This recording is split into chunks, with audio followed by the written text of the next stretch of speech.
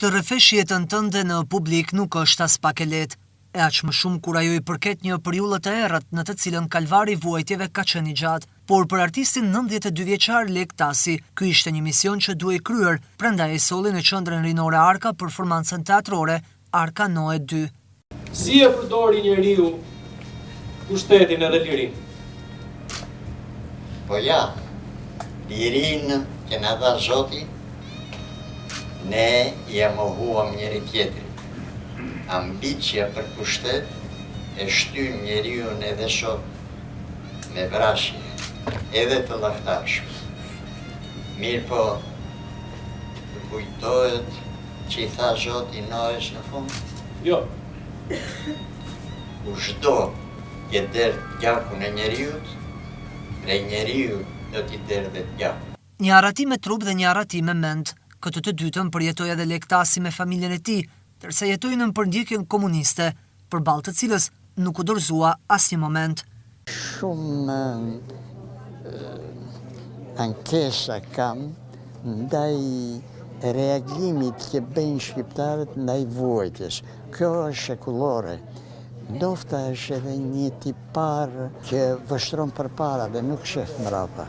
Këtë e ka shqiptari, por ama bota i regjistrojnë gjithçka, edhe ne dalim mangut. Ai apelon që të mos harrohet e shkuara dhe kushdo që ka vuajtur nga ajo kohë të marrë guximin ta dëshmojë për brezin e ri dhe në shërbim të historisë. Shekujt janë mangut nga dëshmitë e shqiptarëve. Të pakën këtë fazën e fundit të komunizmit duhet ta regjistrojnë. Krimet duhen thënë troç. Edhe duhet edhe projektimi atyre krimeve, si shtat ju, në jetën e sotme, me anën e pasardhësve që e kanë si një filtr në sy, ose si një vel që të mbrojnë kategorinë e ish komunistëve, është e rrezikshme. Duhet që të gjithë të kenë mendje të hapur.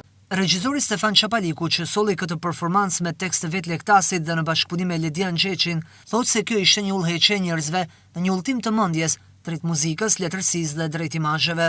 Ne nuk duhet të rreshtim pa batonin, ne duhet në mënyrë sistematike të dëshmojmë të djeshmen, sepse pa të djeshmen nuk kena të ardhme, aq më tepër sotmja me këtë problematikë globale që është të cilën po ndjejmë tanë si një humje shprese, vjen edhe në një mënyrë apokaliptike, krahasueshme me Noën, me përmytjen e madhe, dhe na mëson se vetëm njerëzit që besojnë në momente të dashme. Lek Tasi është një artist pamor, muzikant dhe shkrimtar.